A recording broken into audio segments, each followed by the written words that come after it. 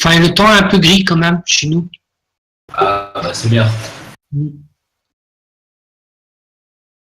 J'ai pris des gros coups de soleil sur les jambes.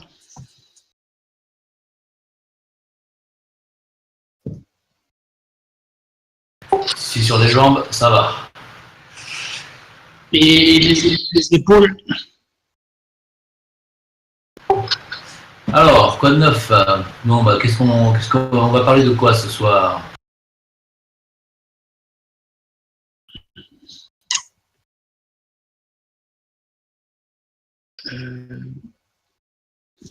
Tu avais parlé qu'on aurait peut-être vu pour la médecine chinoise ou quelque chose comme ça. J'avais cru entendre parler de ça avec toi.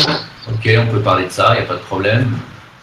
Peut-être qu'on va attendre 2 minutes s'il y a des gens qui veulent peut-être se raccorder.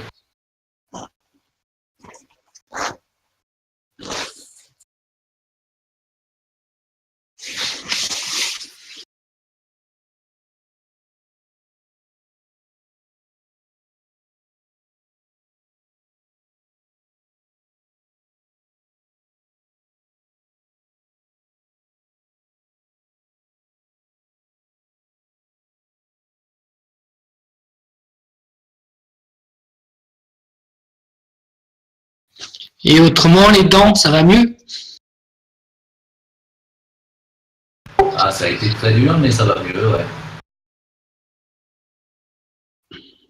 Parce que moi, depuis que j'ai enlevé quelques dents, maintenant ça va mieux, mais j'ai enlevé mes 4 dents il y a 2 ans et demi. Et j'avais remarqué que suite à l'enlèvement de mes dents, j'avais des pertes de mémoire. Et que je mettais plus longtemps pour sortir des mots quand je voulais parler. Il me fallait beaucoup plus de temps pour sortir certains mots dans ma phrase, quoi. Et là, ça va mieux. C'est bizarre, hein? Ouais, c'est un peu étrange, effectivement. Un peu bizarre. Et je sais que j'ai vu que les dents qu'on a, ça nous permet d'avoir des sens. Je sais pas comment expliquer, mais les dents nous servent à quelque chose, pas que à manger, elles nous servent à quelque chose. Elles amplifient les sens.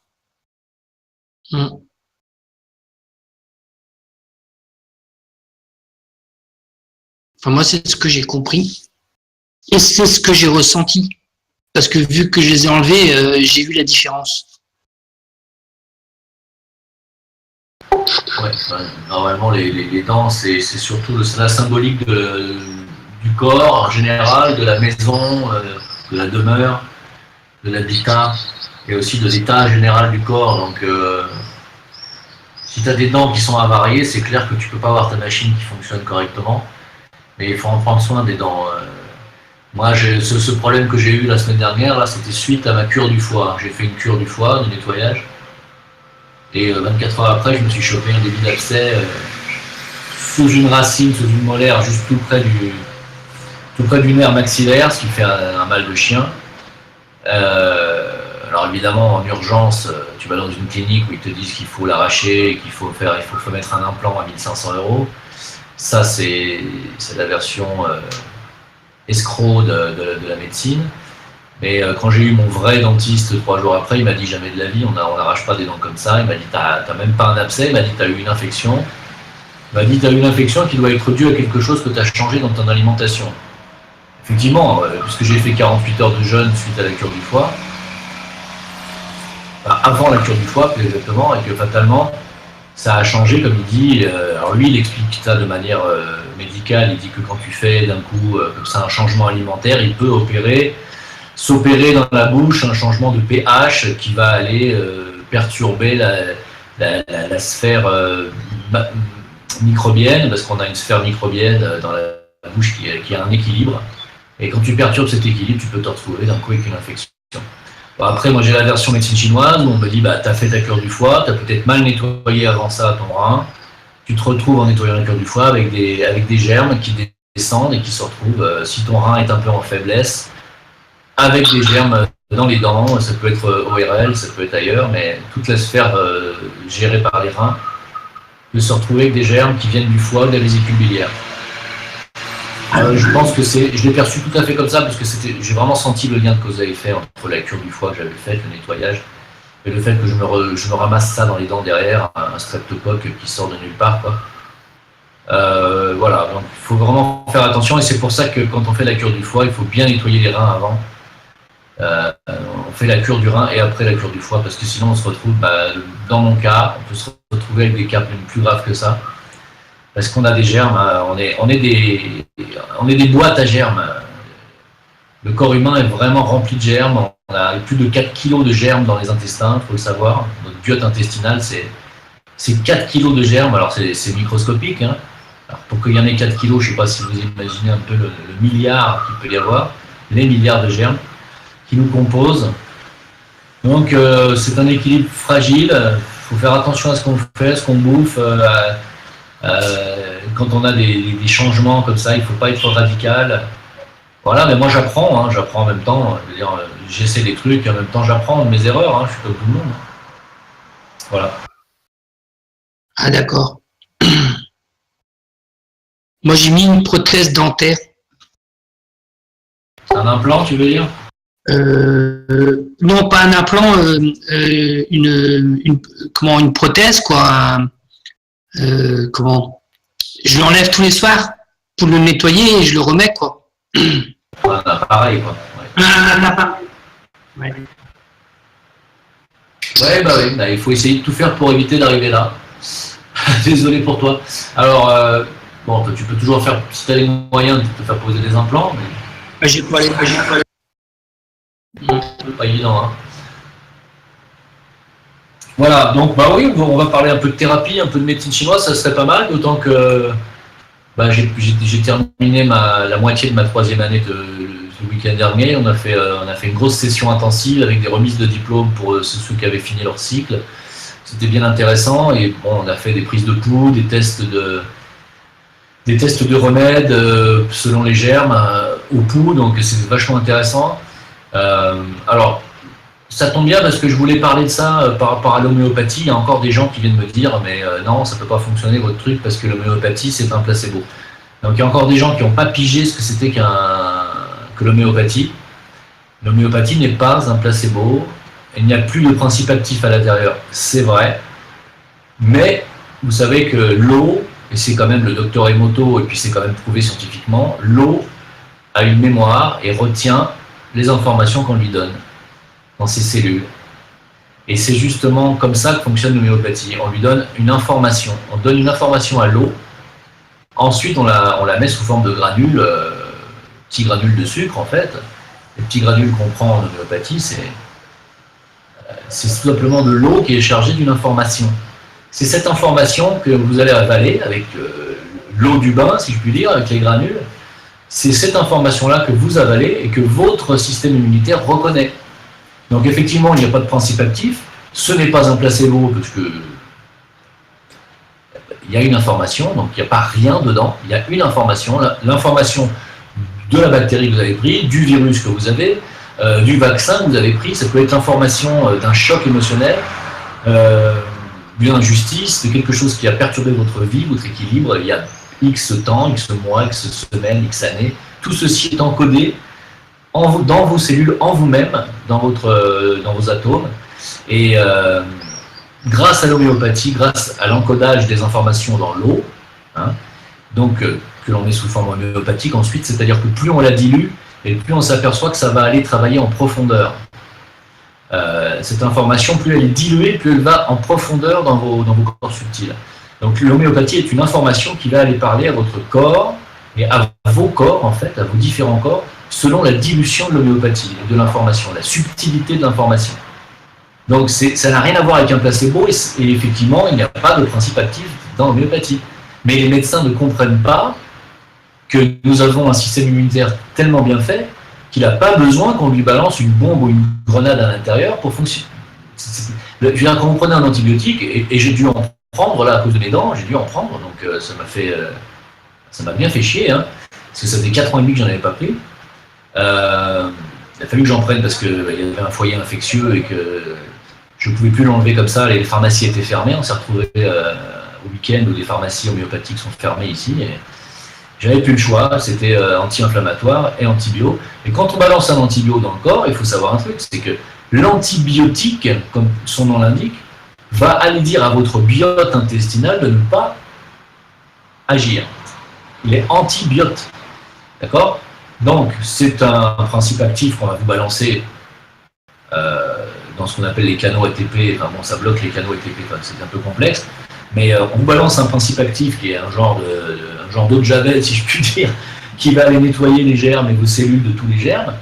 Alors, ça met votre système immunitaire au repos, ça le fout en l'air à moitié, mais ça calme l'infection assez rapidement. Donc, c'est quand même assez efficace pour les douleurs, c'est vrai, je le reconnais. Mais le but de l'humain, c'est qu'il est quand même ainsi fait, et il est très bien fait, qu'il a un système immunitaire, un biote immunitaire, qui est le garant de sa santé. Et que si on entretient ce système immunitaire correctement, en lui donnant la nourriture qu'il faut, en ayant un mode de vie adéquat, c'est-à-dire pas de stress, pas de douleur, pas de choc, etc., et bien entendu, pas de poison si on ne fume pas, qu'on ne boit pas d'alcool tous les jours, si on ne mange pas au McDo tous les jours, etc., Est-ce que j'ai besoin de faire la liste de tous les polluants qu'on peut ingérer? Si on lui met pas des bâtons dans les roues, le système immunitaire, en l'empoisonnant, eh bien, il fonctionne correctement, ce système immunitaire. Et quand on lui envoie une information par le biais de l'homéopathie, qu'il y a un intrus qui est rentré, eh bien, il s'en charge tout à fait bien d'aller soit l'éliminer, soit de le mettre en sommeil. C'est son rôle, c'est son but, il est tout puissant, ce système immunitaire. Et l'homéopathie est faite pour aller parler à votre système immunitaire. C'est rien de plus. Hein. Alors, des fois, ça ne marche pas. Pourquoi? Si ça ne marche pas, c'est que le diagnostic a été mal fait. C'est que l'information que vous donnez à votre système immunitaire n'est pas la bonne. Si vous dites, par exemple, vous balancez vous dites, voilà, il y a un streptocoque X qui est rentré, le système immunitaire va chercher le streptocoque en question. Il ne va pas le trouver. Pourquoi? Parce que ce n'est pas le bon diagnostic, c'était pas un strepto, c'était un staphylo. Je donne un exemple. Et si on donne après, une semaine après, on dit, ah bon, bah, ça n'a pas marché, bon, bah, on va donner staphylo X en 30 CH, le système immunitaire va reconnaître le staphylo cette fois, ça va fonctionner. Donc, comme quoi, le plus important quand on pratique ces médecines préventives, c'est le diagnostic. On est d'accord? Le diagnostic est vraiment ce qu'il y a de plus important en médecine tout court d'ailleurs, pas seulement en médecine chinoise.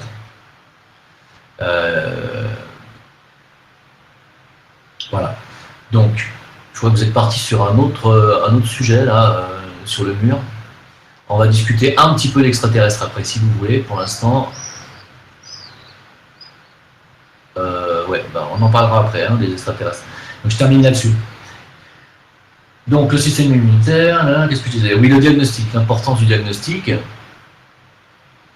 Bah, c'est pour ça qu'en fait, on peut faire un diagnostic avec un pendule, on peut faire un diagnostic au pouls, on peut faire un diagnostic en kinésiologie.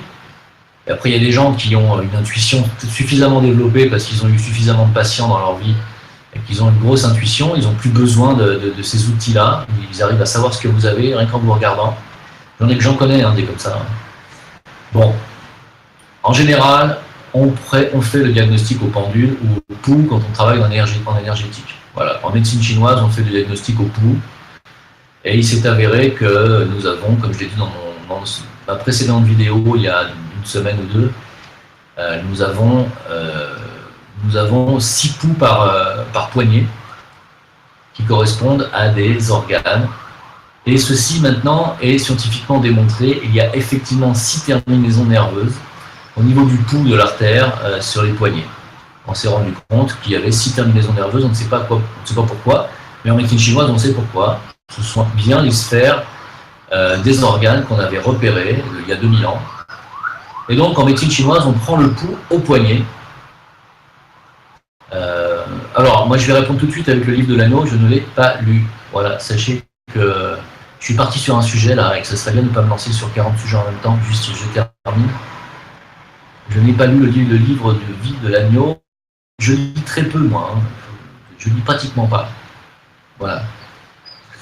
Donc, je termine. Donc, le diagnostic au pouls a le privilège de laisser parler le corps du patient. C'est le patient qui vous donne les informations sur son état de santé. Donc c'est pour ça qu'il y a une marge d'erreur, bien entendu, quand on sait interpréter les pouls, on sait les ressentir. Il y a une marge d'erreur qui est moindre et il y a un diagnostic qui en général est juste, parce que c'est le système immunitaire qui vous parle à travers les organes et qui vous dit on a détecté tel problème. Est-ce que c'est ça? Est-ce que c'est ça? On ne sait pas quoi faire. Que doit-on faire? Le système immunitaire vous parle. Et le système immunitaire du patient parle. Il donne l'information. Et ensuite, vous testez au pouls, vous passez en revue les germes que vous imaginez. C'est-à-dire, par exemple, si vous prenez les pouls d'un patient et vous sentez que ce sont les sphères des intestins qui sont en infection, vous savez que la personne semble avoir un problème intestinal. Vous allez vite lui toucher quelques points intestinaux. Vous allez lui toucher les points du méridien du gros intestin et de l'intestin grêle, des points qui sont en général peu sensibles. S'ils sont sensibles, c'est que la personne a effectivement un problème sur le méridien des gros intestins ou de l'intestin grêle, ce qui vous permet de confirmer votre diagnostic du pouls.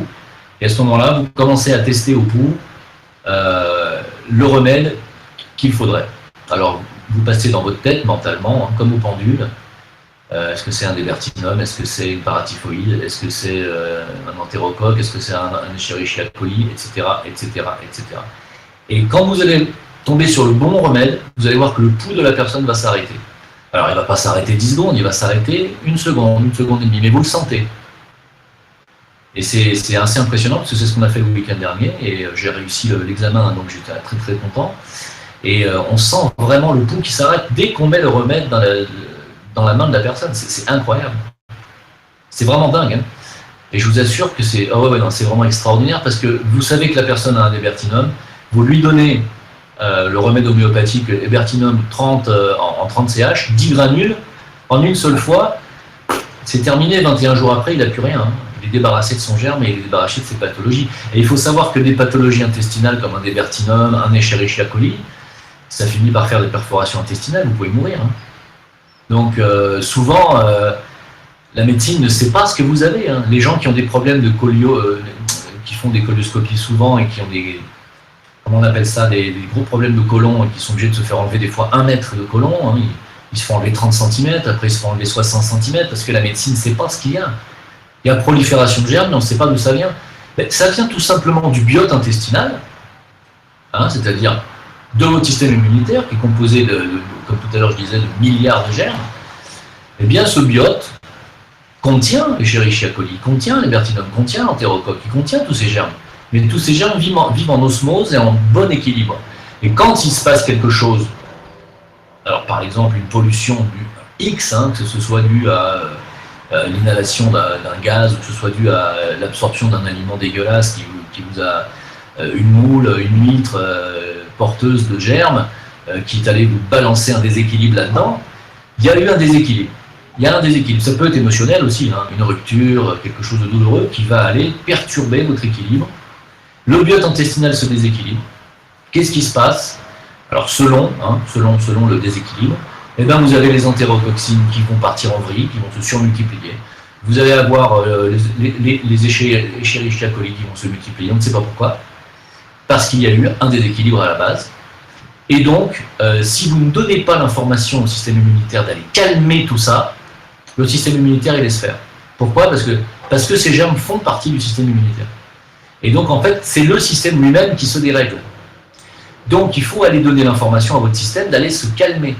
Vous lui dites, les entérococcines, on se calme, les E. coli, on va les calmer, et il va se calmer. Et en 21 jours, parce que c'est 21 jours pour calmer les cellules et pour les remplacer, en 21 jours, vous allez voir votre état considérablement s'améliorer, même si vous avez des pathologies lourdes, parce qu'il faut savoir que, comme je vous disais, une pollution à l'Escherichia coli ou une pollution, un déséquilibre à l'hébertinum, ça peut aller balancer des toxines partout dans votre organisme. Alors je sais qu'il y a des gens ici qui me parlent sur mes Facebook et qui me demandent, parce qu'ils ont des gros problèmes de santé, des gens qui ont des problèmes articulaires, musculaires, des problèmes de maux de tête constants, de maux de ventre, de maux de dos. Enfin, ça peut être X conséquences quand on a des germes comme ça. Et très souvent, les douleurs ne sont que des conséquences d'infection. Voilà. D'où l'importance d'aller soigner le germe. Parce que moi, j'ai des gens qui me disent « Ouais, j'ai telle douleur articulaire depuis X années, mais je vois quelqu'un en… » Alors, soit ils voient quelqu'un en acupuncture, mais si, ils n'enlèvent pas le germe. Ils ne vont pas dire au système immunitaire d'aller enlever ce germe ou de le calmer. Donc, ils vont effectivement faire ce qu'il faut contre la douleur, mais le corps lui-même ne va pas réguler le problème. C'est pour ça qu'il faut absolument trouver dans votre entourage proche un thérapeute qui travaille en microbiologie et qui soit capable de vous faire un diagnostic au niveau de vos germes. C'est très important. Hein. On est vraiment des nids à germes. On a 4,5 kg de germes dans nos intestins. C'est gigantesque. Il y a plus de germes dans nos intestins que dans l'intestin d'une personne que d'humains sur la planète. Hein. Donc bon, faut bien comprendre ça. On est vraiment un univers à part entière et c'est un univers qui parle et votre corps est capable de parler. Voilà, vos cellules parlent, le système immunitaire parle et l'homéopathie aussi, ça parle à votre système. Donc ne négligez pas l'homéopathie et surtout ne négligez pas l'importance de bien choisir votre thérapeute parce que le diagnostic est la base de tout. Donc un bon diagnostic égale un bon remède. Si vous avez des questions sur les pathologies différentes, sur les maux de tête par exemple, ça je réponds à une question avant que vous m'en posiez une autre, si vous en avez. Souvent les gens me disent mais moi j'ai des maux de tête mais les médecins ne trouvent rien à ma tête. Alors, je vais répondre très simplement, les médecins ne peuvent pas trouver quoi que ce soit à votre tête pour la simple et bonne raison que pour 99% des cas, les maux de tête proviennent des organes dont les méridiens passent par votre tête. C'est-à-dire qu'en fait, la plupart du temps, vos maux de tête sont provoqués par un dysfonctionnement du foie et de la vésicule biliaire. Voilà. On a le méridien de la vésicule biliaire qui passe par la tête plusieurs fois. On a le méridien de la vessie aussi qui passe par la tête. Il y en a d'autres, bien entendu, mais principalement, ce sont ces deux-là. Donc, quand vous avez des maux de tête, et surtout localisés, regardez bien la médecine chinoise où se situe votre point douloureux. Est-ce que c'est sur le méridien de la vésicule biliaire ou sur le méridien de la vessie ou un autre? Et dans ces cas-là, vous saurez que vos maux de tête sont dus à un dérèglement du méridien de cet organe-là et non pas de votre cerveau ou de vos cervicales. La plupart du temps, on s'imagine qu'on a des maux de tête parce qu'on a des cervicales déplacées ou quoi. C'est très très très rare. Les maux de tête proviennent surtout du foie de la vésicule biliaire, surtout. Parce qu'on fait des excès, parce qu'on a picolé, parce que le foie est aussi l'organe de la colère, parce que on a du stress, parce qu'on mange de la merde, parce qu'on boit trop, parce qu'on fait... Voilà. Donc, fascinant ce discours pseudo-scientifique avec juste assez de termes, de quelques petites vérités pour berner les gens qui ne savent pas à quel point ce que tu dis n'a aucun sens. Bah écoute mon pote, si ce que je dis n'a aucun sens, tu sais ce que tu vas faire, tu vas aller à Shanghai, et puis tu vas aller qui enseignent que leurs 2500 ans d'observation du fonctionnement du corps humain, c'est de la merde, et tu vas leur démontrer par A plus B que toi, tu es plus fort qu'eux. Parce que tu m'as l'air d'être très intelligent comme garçon, pour sortir des conneries pareilles. Alors, donc, comme ça m'énerve particulièrement de dire ce genre de truc, soit tu fais péter ta science et tu nous expliques où est-ce que j'ai dit des conneries, et puis surtout, tu vas nous expliquer comment ça se fait que nous, on a des résultats en médecine chinoise, là où la médecine se casse la gueule.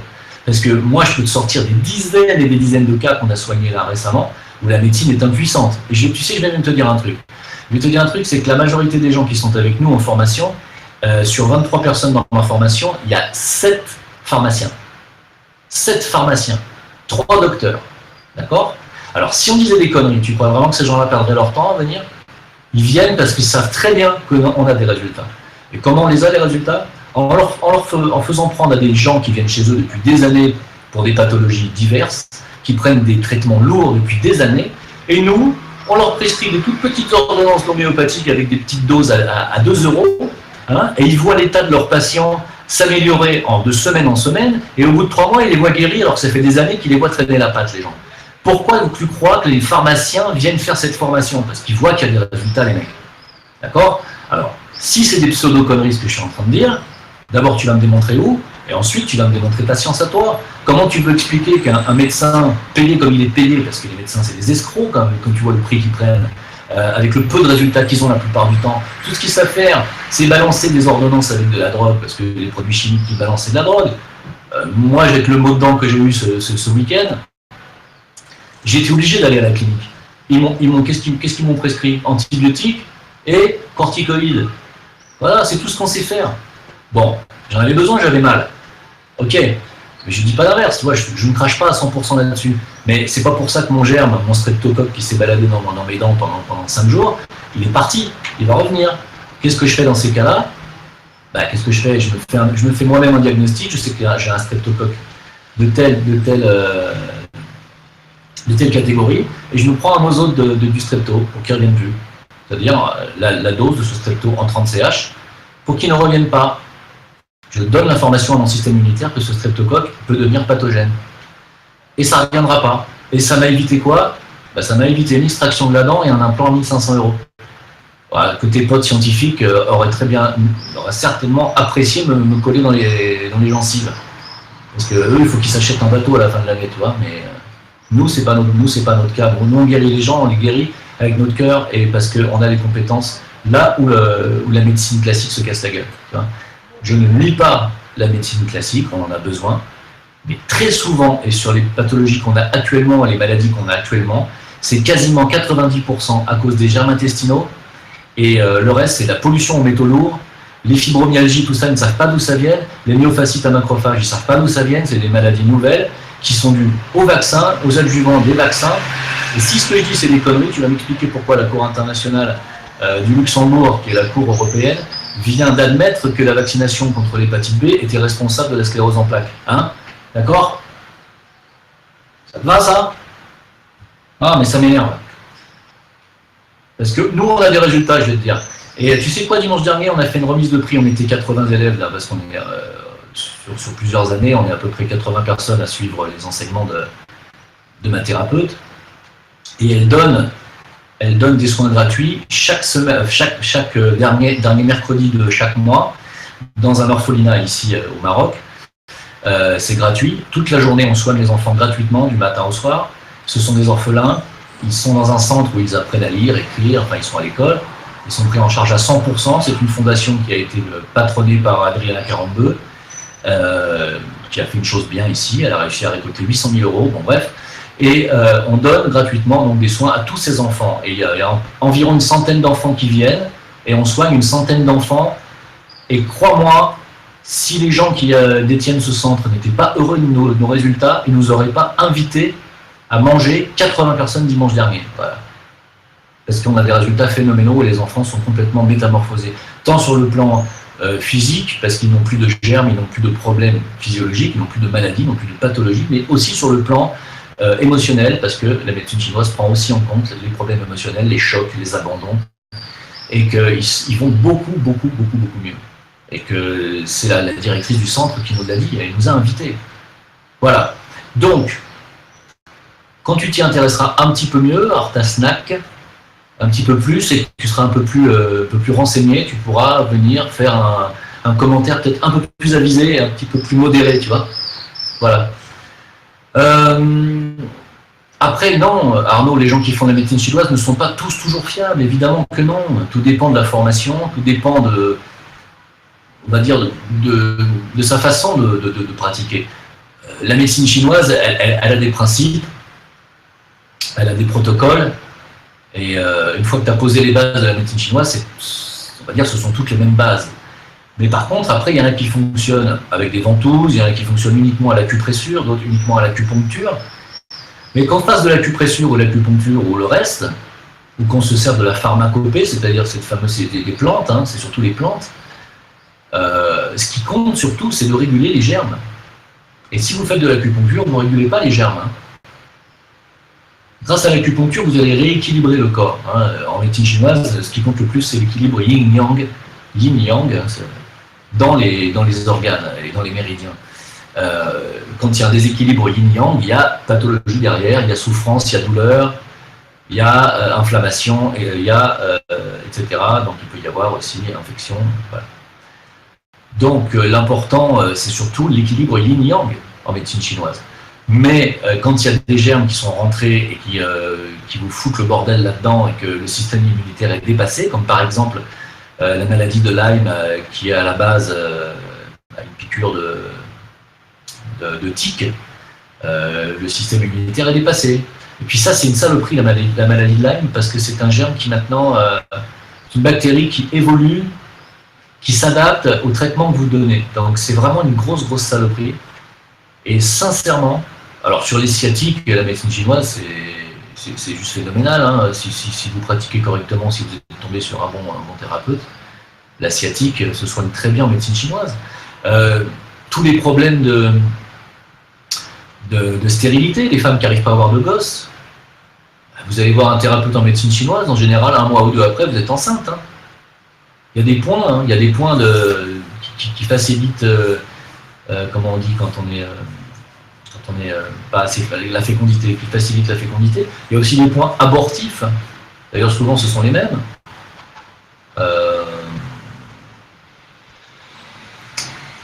Vanessa Map, tu as fait des névralgies suite à un accident. Tu n'es pas guéri, mais il y a du mieux. Mais il faut continuer. Hein. Il faut continuer. La médecine chinoise, c'est pas comme la médecine occidentale. Il ne suffit pas de prendre un Doliprane pour aller mieux. Les gens qui prennent du Doliprane ou des anti-inflammatoires en permanence sont des gens qui ne comprennent pas. Ils sont en train de mettre tout simplement des pansements sur une fracture. Hein. Ça fait du bien sur le moment, mais il faut du temps au corps pour retrouver son équilibre. En général, le minimum, c'est 21 jours. Il faut du temps. Ah oui, c'est Sam77. Ah oui, tu es suivi par M. Fatou. Bah, j'étais avec lui ce week-end. Il faut du temps au corps pour se rééquilibrer, mais surtout, c'est à vous de comprendre que c'est vous qui créez un déséquilibre dans votre corps. Donc si vous continuez, par exemple, vous avez des maux de tête, hein, on en parlait tout à l'heure, vous avez mal à la tête, qu'est-ce que vous faites? Vous prenez un Doliprane, un ibuprofène, parce que ça devient de plus en plus insupportable, on prend des trucs de plus en plus forts pour la tête. Et j'en connais même qui prennent des Doliprane codéinés, ben, c'est de la folie, quoi. Des trucs qui vont aller vous flinguer le foie encore plus. Alors que justement, votre problème de tête vient très probablement du foie. D'accord? Donc, qu'est-ce qu'on fait en médecine classique? On vous file des antidouleurs pour les maux de tête, mais il n'est pas question, par contre, de remettre en question mon apéro du soir, mon apéro avec les copines ou avec les copains, ma sortie du samedi soir où je me bourre la gueule, je me mets 4 grammes dans le sang. Ça, il n'est pas question de le remettre en question. Eh oui, ben il est là, votre problème de maux de tête. Voilà. Donc, quand vous rentrez dans un... Attends, je termine. Quand vous rentrez dans un travail personnel de rééquilibrage... attends, Snack, s'il te plaît, je termine. Quand vous rentrez dans un travail sur vous-même de rééquilibrage, eh bien, il y a des choses à remettre en question, et notamment votre alimentation, vos habitudes de vie. Si vous restez sur vos mauvaises habitudes de vie polluantes et empoisonnantes, vous ne risquez pas d'avoir d'amélioration, ni en médecine chinoise, et en général, ça va plutôt s'empirer vers l'âge de 50 balais. Voilà, je le dis, moi, je ne peux plus me permettre aujourd'hui, à mon âge, de prendre plus de 3 verres de vin sans avoir de conséquences. Le foie n'est plus d'accord, les cellules du foie ne sont plus d'accord, même si je le nettoie. Non, il y a un âge où on ne peut plus se permettre. Voilà, donc il faut savoir s'en mettre en question. Voilà, si vous avez des questions, ou si vous voulez qu'on parte sur un autre sujet, on peut y aller. Oui, moi j'ai entendu dire que tous les médicaments qui empêchaient la douleur, nous empêchaient d'avoir des sentiments et nous rendaient un petit peu dangereux pour nous-mêmes. Parce que la douleur et l'amour est lié. Enfin, c'est ce que j'ai entendu parler. Et le paracétamol, tout ça, ça agit sur le foie et ça nous rend irritables au bout d'un moment et un petit peu nerveux et enfin plein de comportements comme ça.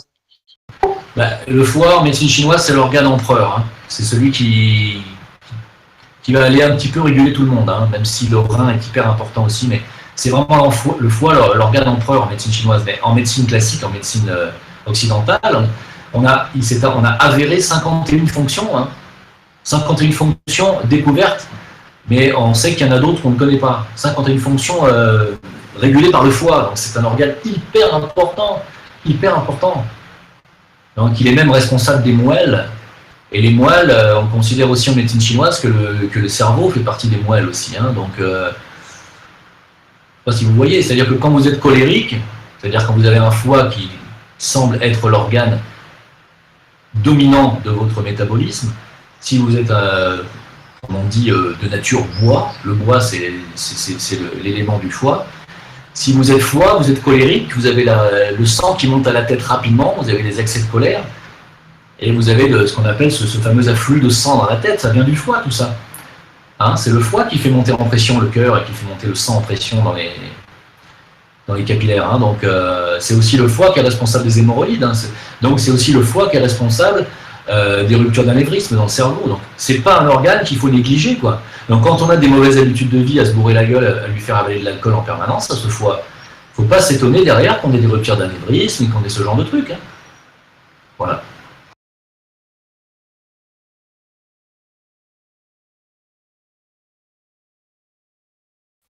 Parce que moi, j'ai vu que dès qu'on supprime la douleur, ben, on supprime tout ce qui est lié à l'amour et à la gentillesse, enfin plein de choses comme ça. Dès qu'on touche, dès qu'on essaye de calmer la douleur avec des médicaments, on touche à toutes ces choses-là, en fait. Et ça abîme la personne, quoi. Ouais, non, moi, je suis pas trop d'accord avec ça. Pas trop d'accord avec ça. Quelqu'un qui est en souffrance et qui a des crises aiguës, il est plutôt de mauvaise humeur en général. Hein. Dès qu'on commence à lui calmer ses crises, il retrouve une humeur assez humaine. Par contre, il y a des antidépresseurs qui vont aller foutre en l'air votre libido, aller perturber votre fonctionnement génital correct. Ouais, ça oui. Il y a des perturbateurs endocriniens dans les anxiolytiques, comment on dit, pas les analgésiques, les anxiolytiques, les antidépresseurs particulièrement. Ouais. Ça c'est important parce que quand on se retrouve quand on est en dépression, qu'on prend des antidépresseurs pour aller mieux et qu'on se retrouve avec une libido zéro et une érection qui est inexistante, c'est pas fait pour aller mieux, c'est sûr.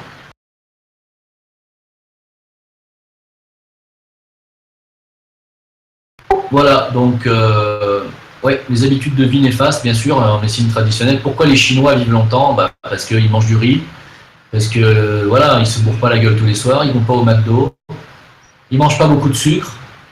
On s'est aperçu que les femmes chinoises ont 10 fois moins de cancer du sein que les femmes françaises. Alors, c'est pas seulement une histoire de pilules, c'est surtout parce qu'ils n'ont pas la même alimentation, ne boivent pas de lait de vache. Hein, le lait de vache est vraiment une saloperie pour le corps humain. Voilà, on va partir effectivement sur les momies de Nazca, j'aimerais bien qu'on parte un peu là-dessus. Écoute, ouais, j'espère qu'on va avoir une divulgation de l'information et qu'elle ne sera pas tronquée ou encore désinformée, quoi. J'espère qu'on va avoir une vraie révélation, quoi. En tout cas, je sais qu'il y a National Geographic qui est dessus, hein, le magazine, il y a Nexus qui est dessus, il y a des journalistes américains qui sont dessus aussi, hein, qui ont vu des trucs hallucinants, paraît-il. On attend. Hein. Attends, parce que là, il y a un petit mélange de questions. Il y a une éclipse cette année. Oui, il y a une éclipse solaire qui va apparemment surtout être visible des États-Unis. Comme chaque année, hein, les éclipses solaires n'ont pas de conséquences particulières. J'ai vu encore que la fin du monde allait commencer l'éclipse solaire justement des États-Unis, qui tombe sur les États-Unis. Mais chaque année, on sort des trucs comme ça, il faut arrêter. Voilà. Il n'y aura pas de fin du monde, arrêtez un peu. Il n'y a pas de fin du monde. Il n'y a pas de fin du monde. Il y a un réchauffement climatique actuel qui est indéniable. Il y a très certainement ce réchauffement climatique pour moi est dû à l'accroissement des vibrations actuelles de la planète. Jusqu'où ça va aller, on va voir. Pour l'instant, on ne peut pas parler. On n'est pas responsable de ça, nous les humains. Tout ce qu'on peut faire, c'est essayer de se comporter correctement et d'arrêter de tuer tous les animaux qu'il y a sur cette planète, quoi, parce que c'est une boucherie. Alors, question de Arnaud. Pourquoi les gens qui se font greffer un cœur adoptent le comportement du greffeur? D'abord, ça reste à prouver. Deuxio, pourquoi? Parce que j'en ai parlé quand même assez longuement dans mes vidéos précédentes, parce que le cœur contient un atome qui s'appelle l'atome permanent physique, et que effectivement, quand on greffe le cœur de quelqu'un, on lui greffe aussi son atome permanent physique. L'atome permanent physique, il contient en lui-même toutes les données du corps physique de la personne. Voilà. C'est pas fait pour être greffé un cœur, hein. C'est pas fait pour être enlevé et donné à quelqu'un d'autre en fait. Hein. Il faut savoir que ce sont les Illuminati qui font ça et qui ont fait exprès de commencer par cet organe-là. Hein. Ils auraient très bien pu essayer de faire une greffe du foie ou de faire une greffe de rein ou autre chose. Non, ils ont commencé par la greffe du cœur. C'est pas un hasard, c'est un organe qui contient un atome permanent. Voilà.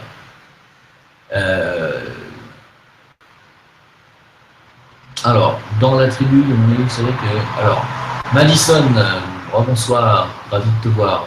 Oui, dans la tribu de ton mari, ils savaient que les aliens de Nazca, ils nous ont modifiés génétiquement avec leur ADN. Ben oui, ben c'est la même histoire que les Sumériens, en fait, hein, cette histoire de Nazca. Alors, juste, attends, parce que là, on est à cheval sur deux sujets. C'est surtout les intestins hein, qui sont les intestins sont le cœur des émotions. Hein. On ne ressent pas avec sa tête, on ressent avec son ventre. Hein. Voilà. Les intestins ont 200 millions de neurones. Ils ont la majorité des hormones qui sont fabriquées dans les intestins et le système immunitaire pratiquement totalement fabriqué dans les intestins aussi. Le cœur aussi a des neurones, tout à fait, et il a aussi une mémoire, absolument. Mais le cœur est au-dessus du diaphragme, tandis que les intestins sont en dessous. L'homme est coupé en deux, en dessous c'est les émotions, au-dessus c'est la partie divine. Donc c'est l'amour inconditionnel. Donc le cœur s'occupe particulièrement de l'amour inconditionnel. C'est le siège même de la conscience, le cœur. Hein, c'est pas un hasard. Hein. Voilà. Le Vatican ne va pas réagir avec cette divulgation des aliens de Nazca, tu veux dire? Ouais, bah, quelque part, tu sais ce qu'on en pense du Vatican. Le jour où déjà ils commenceront par rendre un petit peu le quart de leur richesse pour subvenir aux besoins des pauvres dans le monde, je commencerai à les considérer comme chrétiens. Parce que le Vatican, c'est un État dans l'État, c'est un État à part entière, et c'est une banque, je ne sais pas si vous le savez. Le Vatican, c'est des richesses incommensurables qu'ils gardent pour eux, et qui ne vont jamais donner pour aller apaiser la souffrance de l'humanité. Donc pour moi, ce n'est pas des chrétiens. Hein. Jésus, s'il savait ça, il s'arracherait les cheveux, le pauvre. D'ailleurs, il le sait. Alors, pourquoi la Confédération de la liberté pour les petits cris de l'esclavagisme des reptiliens? Ah, c'est des questions qui ne nous appartiennent pas, ça.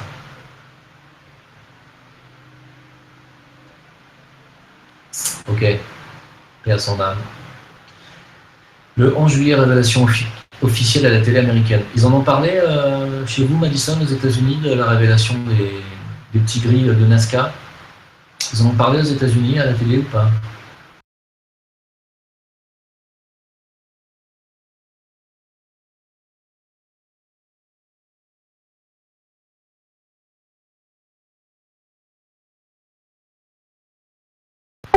D'accord, donc pour l'instant, personne n'en a parlé.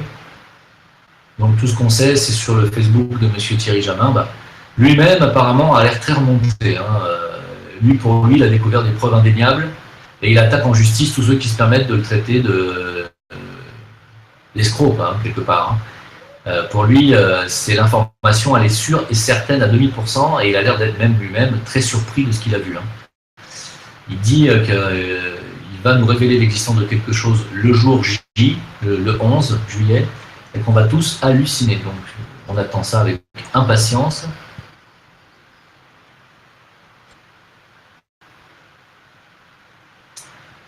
Arnaud, comment se fait-il que les Arthuriens, même les Humites, sont humanoïdes physiquement alors qu'ils ne descendent pas du singe? Mais pourquoi considérer que l'humanoïde serait je veux dire, il y aurait que sur Terre qu'on trouverait des humanoïdes, Arnaud? Ça me rappelle un scientifique qui disait si les extraterrestres existaient, ils n'auraient pas notre forme, ils n'auraient pas 2 yeux comme nous, ils pourraient très bien avoir 4 yeux, 2 nez, oui. Mais parce que les humains sur la planète, c'est les seuls à avoir 2 yeux et 2 narines. Je sais pas, il y a peut-être un manque d'observation quelque part, non? Que dans la nature, il y a quasiment tous les animaux, à part l'araignée, ont 2 yeux, 2 narines. Je veux dire que ce soit les poissons, que ce soit les chats, tout ce que vous pouvez, je sais pas, imaginer comme animal, ils ont tous 2 yeux, 2 narines, non, me semble-t-il. Non? Voilà. Donc, effectivement, l'aspect humanoïde n'existe pas que sur la Terre, il existe ailleurs, et il y a d'autres formes aussi d'intelligence et d'autres formes de vie, et elles n'ont pas toutes des formes humanoïdes, non. Et il s'avère que les Arthuriens ou les Humites nous ressemblent, comme les Vénusiens, et alors, quel est le problème? Je ne vois pas où est le problème, moi, personnellement. Il s'avère que, rien que dans notre portion de Voie lactée, on a dit qu'il y avait 80 millions de planètes susceptibles d'abriter la vie comme nous, comme chez nous. 80 millions, rien que sur les 3000 années-lumière de rayons qui nous entourent. Alors, on a 3000 années-lumière autour de nous, on a 80 millions de planètes potentiellement habitables. Et il faut savoir que c'est pas 3000 années-lumière qu'elle fait la galaxie, c'est 100 000. Donc, je vous laisse imaginer le nombre de planètes habitables qu'il puisse y avoir. Rien que dans notre galaxie, si on oublie qu'il y a des centaines de millions de galaxies comme la nôtre. Celui qui croit encore qu'on est les seuls dans le monde et qu'on est les seuls humanoïdes, il a juste un tout petit problème d'imagination. Bien sûr qu'il y a plusieurs sortes d'aliens. Bon, les reptiliens aussi, ils sont humanoïdes. Hein. Ils sont reptiles, mais ils ont aussi 2 yeux, 2 narines, ils marchent debout, ils ont des mains, des jambes, des bras. Donc je ne vois pas où est le problème. Il y aurait une révélation en France? De toute façon, la France va suivre les États-Unis. Si les États-Unis balancent, la France balancera. Si les États-Unis disent on n'en parle pas, la France n'en parlera pas. Voilà. C'est vrai que c'est une importance, c'est quand même un sujet très important. Cette révélation, moi je l'attends un petit peu comme le Messie quelque part, sans vouloir blasphémer, parce que ça fait des années qu'on sait que les petits gris existent, on a les traces de leur passage partout, principalement en Amérique du Sud, et à Sumer. Donc, bon, on aimerait bien avoir un peu des preuves de leur existence, il serait quand même temps, quoi. Voilà, moi, je sais pas, moi, si j'étais eux, je ne l'annoncerais pas à New York. Hein. Je crois qu'ils vont d'abord l'annoncer à Nazca, du Pérou, parce que tout ce qu'ils sont en train de faire comme découverte, c'est officialisé et supervisé par le ministère de la Culture péruvien, quand même. Hein. C'est quand même sous tutelle du ministère de la Culture, donc c'est quand même pas n'importe quoi. Hein. C'est pas des gens qui viennent pour dire ce qu'ils veulent. Hein. C'est vérifié par des scientifiques, par des huissiers, et là, ça rigole pas. Quoi. Alors là, on est vraiment en train de faire un travail sérieux. Hein. Les musulmans non, parce que les musulmans appellent ça des djinns. Donc eux, ils savent qu'ils existent. Non, c'est plutôt les chrétiens qui vont un peu gueuler. Quoi. Un peu les chrétiens. Ouais. Les juifs, ils vont te dire oui, mais nous, on parle des Elohim depuis longtemps. Les chrétiens, ils ont juste occulté cette partie de la Bible et de l'Ancien Testament. On ne parle jamais à l'Église des Elohim. On ne parle jamais. Comment il s'appelle Ah, j'ai un trou de mémoire. Le fameux vaisseau de... Ah, zut, ça va me revenir, je ne cherche pas dans ces cas-là.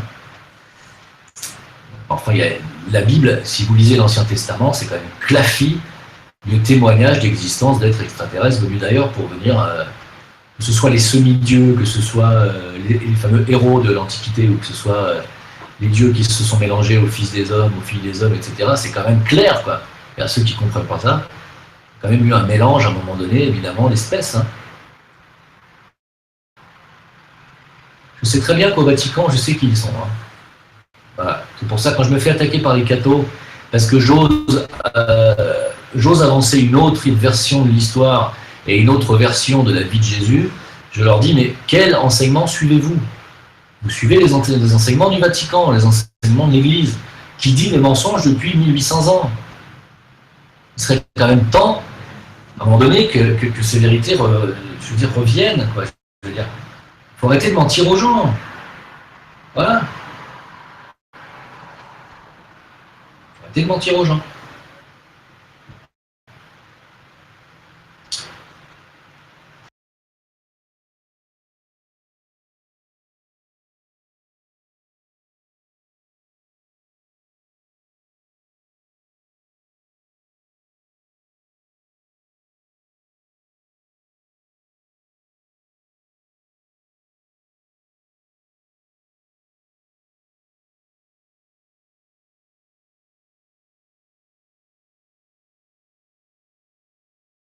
À la limite, que quelqu'un te dise que les petits gris représentent les ténèbres, ça a peut-être plus de sens que celui qui va te dire que si tu meurs, tu vas en enfer. Tu vois ce que je veux dire? Parce que il y a des gens qui croient dur comme fer. Il y a une dame là qui apparemment a fait une NDE, c'est-à-dire qu'elle est revenue après un arrêt cardiaque, et elle dit qu'elle a vu, pendant qu'elle était morte, elle a vécu, elle a visité l'enfer, et elle a vu dans l'enfer, elle a vu Michael Jackson et je sais plus qui. Vraiment n'importe quoi. C'est-à-dire que bon, c'est grave, quoi. Elle est dans son délire total. Ce qui prouve qu'à mon avis, la nana qui a fait un arrêt cardiaque et qui a fait cette NDE, qui voit l'enfer pendant les quelques minutes où elle est morte cliniquement, elle voit l'enfer. Pourquoi? Parce qu'elle voit ce qu'elle imagine, ou elle voit très certainement ce qu'on lui a façonné dans la tête depuis des décennies, parce que c'était certainement quelqu'un qui allait à l'église et qui suivait des enseignements où on lui expliquait que quand on mourait, on allait en enfer, etc. etc. On n'imagine pas Michael Jackson en enfer, il faut quand même arrêter les délires. L'enfer n'existe pas. Voilà. Donc, Michael Jackson, quelqu'un qui a fait du bien à des centaines de millions de personnes pendant des décennies, comment pourrait-il se retrouver en enfer? N'importe quoi. Donc, il est peut-être plus logique quelque part de dire que les petits gris représentent les ténèbres, parce qu'au moins, ce sont des êtres tangibles qui viennent d'un autre système, dont le but était peut-être de maintenir l'humanité en esclavage tout en la faisant évoluer, mais pas trop, et en l'empêchant aussi d'ascensionner, de retourner à sa source par des verrous ADN qui nous ont bloqués dans notre ADN au niveau de nos codons. Hein. Ce qu'on sait scientifiquement, on sait que nous avons très peu de codons actifs sur nos 64 codons. C'est plus logique de croire à ça que de croire à un enfer qui brûle et puis que vous allez cramer tout éternellement là-dedans parce que vous avez volé une miche de pain à la boulangerie quand vous aviez 10 ans. Ça, c'est pas très logique.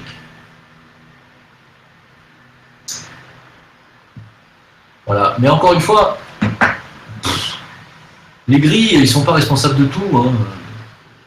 Les gris, ça a été les hommes de main des reptiliens. Les reptiliens sont des gens qui ont voulu nous maintenir en esclavage, mais on peut toujours pas tout mélanger, c'est toujours pareil. Il y a eu des reptiliens qui étaient bons, il y a eu des reptiliens qui étaient mauvais, il y a des gris qui doivent être bons, des gris qui doivent être mauvais, il y a des humains qui sont bons, des humains qui sont mauvais, vous savez, et même des anges qui sont bons et d'autres qui sont moins bons. Il y a que chez les archanges qu'on trouve des gens qui sont, des gens, si je peux me permettre, qu'on trouve des entités qui sont parfaites, quasi parfaites, mais il n'y a pas la perfection dans les créatures qui évoluent en troisième dimension. Et on en fait partie, nous aussi. Hein. Voilà.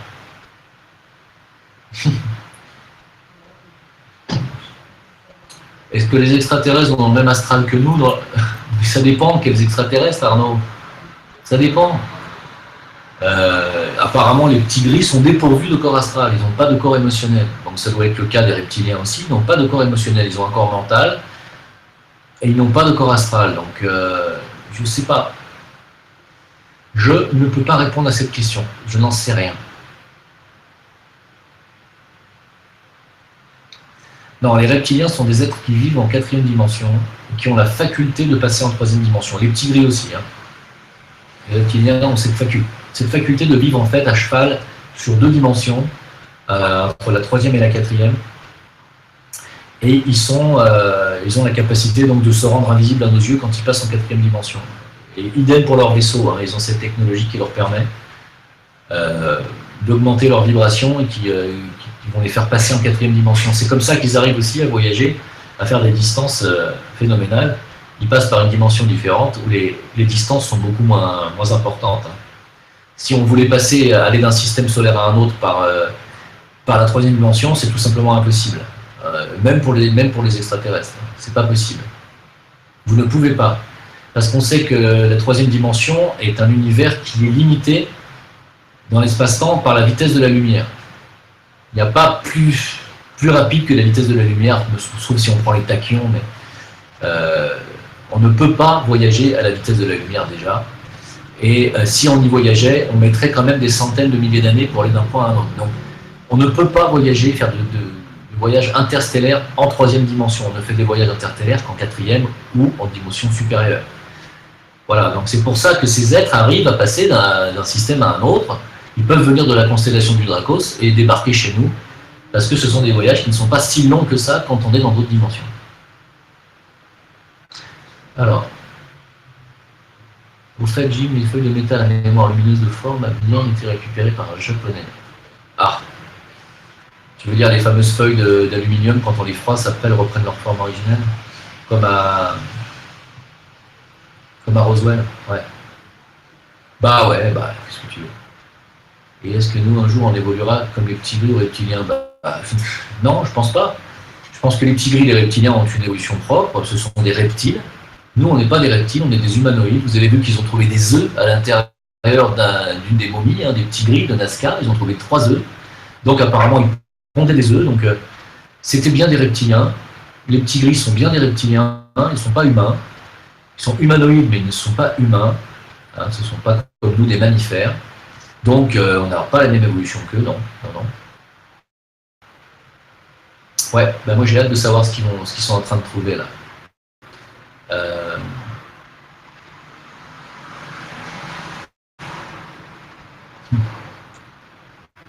Non, mais ils sont plus développés que nous sur le plan technologique. Voilà, ils sont plus développés que nous sur le plan technologique en 3e dimension, parce qu'ils ont des appareils qui fonctionnent en 4e dimension, donc ils ont la capacité de se rendre invisible, etc. Donc très certainement aussi de se téléporter, très certainement aussi de pouvoir se bilocaliser d'un point à un autre, ou de changer d'apparence, ce genre de choses. Ils peuvent très certainement modeler leur corps vital à souhait, à volonté. Donc qui modèle le corps vital, modèle le corps physique. Donc je pense qu'ils ont des capacités technologiques qu'on n'a pas, ça c'est clair. Et c'est ce qui leur permet pour l'instant de continuer à régner sur nous et à se servir de nous, et à nous vampiriser quelque part.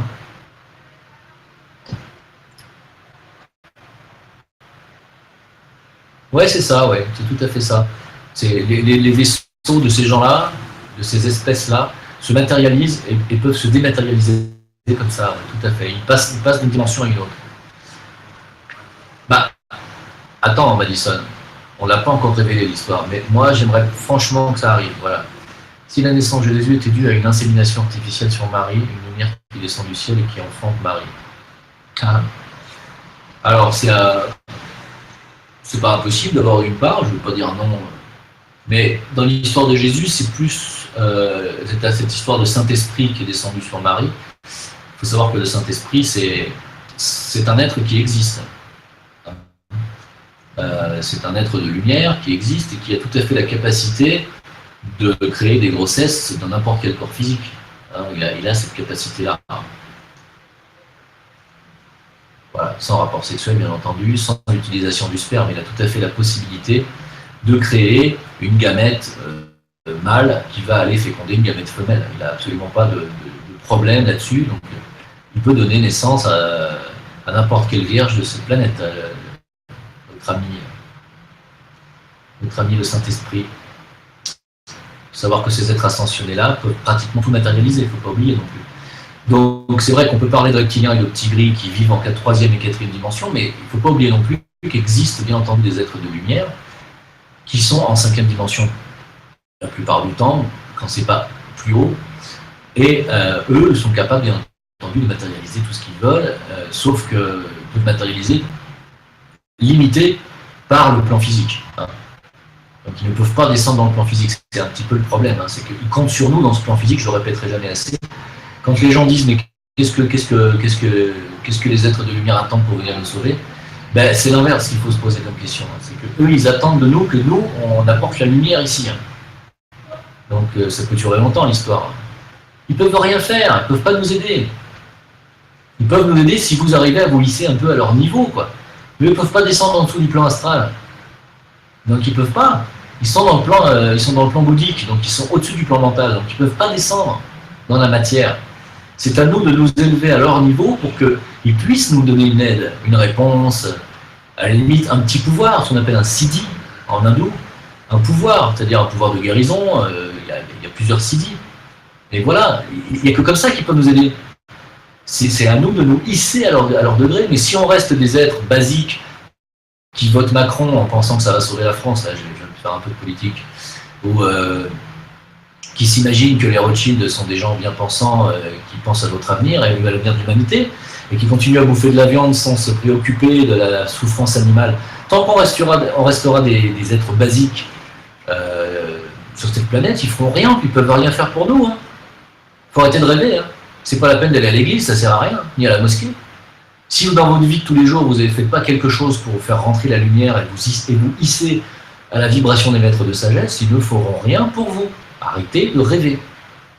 Voilà. Même si vous priez, à la limite, si vous priez vraiment avec le cœur, à un moment donné, ils vont peut-être, pendant votre sommeil et que vous êtes sorti de votre corps physique, que vous êtes dans votre conscience et dans votre corps astral, ils peuvent peut-être vous parler ou vous donner un signe, quelque chose, mais vous savez, selon votre degré de pureté, ils ne peuvent pas non plus faire des miracles, ils ne peuvent pas faire n'importe quoi. Ils n'ont pas le droit, ils n'ont pas l'autorisation. Ils doivent vous laisser vivre votre chemin, et c'est à vous de cheminer vers eux. C'est à ça que sert le sentier d'initiation et le sentier du retour, hein. Et le sentier de la connaissance, qui est le sentier de l'illumination, et donc de l'ascension. C'est pas pour rien que ce sentier a été montré par Bouddha, par Jésus, par tous les grands prophètes de ce monde.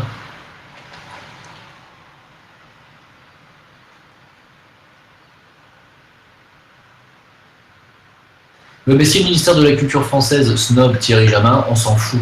Parce que le ministère de la Culture a même dit que Dieudonné n'était pas un humoriste. Donc le ministère de la Culture française, vous savez ce qu'on lui dit. Ne penses-tu pas que l'homme n'est pas prêt à la divulgation d'une existence de vie extraterrestre, sachant que nous ne sommes pas en paix? Mais à la limite, moi je m'en fous qu'il soit prêt ou pas. Hein. Je veux dire, on est des centaines de millions à être prêts. Hein. Il me semble quand même que ça serait bien, quoi. Ça calmerait pas mal de conneries sur cette planète. Alors, je viens juste d'arriver, Sandrine. Bah, Sandrine, je suis désolé, mais même moi, je n'ai pas tardé à partir. Avez-vous écouté le scientifique français sur BTLV tout à l'heure? Non, je n'ai pas écouté. J'aimerais anéantir les Rothschild à Nico. Bah, Madison, tu es plus près d'eux que nous. Donc, vas-y. Sans appeler au meurtre, si tu as quelque chose de concret, n'hésite pas. Nous, les Rothschild, en ce qui me concerne, c'est vraiment le mal incarné de l'humanité. Juste pour reparler de Jésus, ou plutôt de l'énergie christique, quand les petits gris ont voulu m'enlever, j'étais dans mon lit paralysé, j'ai senti mon corps quitter mon lit, j'ai appelé le Christ dans mon esprit, ils n'ont pas pu me prendre. Ah, oui, mais ça c'est important, ça c'est intéressant. C'est intéressant, ça prouve que non seulement la puissance du Christ elle est réelle quand on l'appelle et qu'on l'a vraiment en soi, dans son cœur, et que de zéro, les vibrations, ils y sont très sensibles. C'est pour ça qu'ils n'enlèvent pas n'importe qui. Alors, bonsoir. Alors. Ils sont là. Voilà. Bon, bah écoutez, on a fait 1 heure. Moi, je pense qu'on va arrêter là. Si vous avez un sujet la prochaine fois, je ne sais pas de quoi on pourrait parler. On a fait pas mal de... De toute façon, il y a Olivier Metotsu qui enregistre là, donc on va mettre l'enregistrement de ce chat live sur mon Facebook, sur la page Jim Layer. On va la mettre sur VK aussi. Voilà, donc vous pourrez réécouter tout ça dans son intégralité. Et puis surtout, n'hésitez pas si vous avez des questions pour la prochaine fois. Hein? Sandrine Muriel.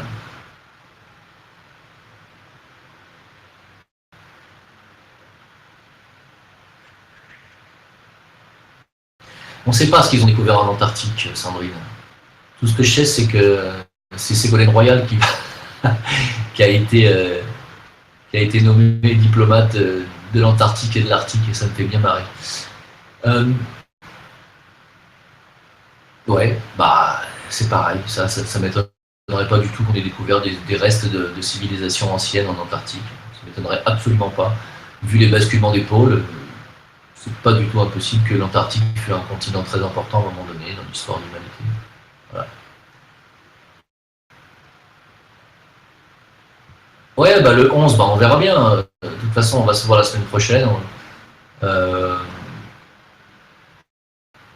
Les commandes de harpe, non, elles sont plutôt en Alaska, les commandes de harpe, Madison. À moins qu'il y en ait d'autres. Bon, je vous abandonne. Je vous laisse cogiter tout ça. Et puis, surtout, n'hésitez pas la prochaine fois. Dites-moi un peu les sujets que vous voulez aborder. Vous les écrivez sur le mur et puis comme ça me laissera un petit peu le temps de préparer aussi les réponses, parce que là, on m'a demandé de commenter un livre, le livre de l'agneau. Je ne l'ai pas lu, donc je ne peux pas commenter ni dire quoi que ce soit. Moi, je parle que de ce que je connais. Voilà. Donc, les ovnis, ouais, on en a parlé, je crois, la dernière fois. On en a parlé cette fois-ci. On va peut-être pas en parler à chaque fois. On en parlera selon les informations divulguées d'ici là. Allez, bonne soirée à tous, bon week-end. Bonnes vacances pour ceux qui s'en vont, et puis à la semaine prochaine, même heure. Ciao. Nefertiti qui pose une question intéressante au moment où je dis ciao. Il y a un parallèle, la médecine chinoise s'occupe des méridiens, c'est-à-dire principalement de l'énergie vitale, alors que l'Ayurveda s'occupe davantage des chakras, alors qu'ils sont aussi faits en énergie éthérique et énergie vitale, mais on va plus se baser sur les chakras et l'énergie des chakras en Ayurveda, alors qu'en médecine chinoise, on travaille sur les méridiens des organes, qui sont des méridiens à énergie vitale, et qui comportent de nombreux points, qu'on appelle des nadis en Ayurveda, donc bien entendu, il y a des parallèles, tout à fait. Les deux médecines sont absolument compatibles. Allez, ciao, à bientôt.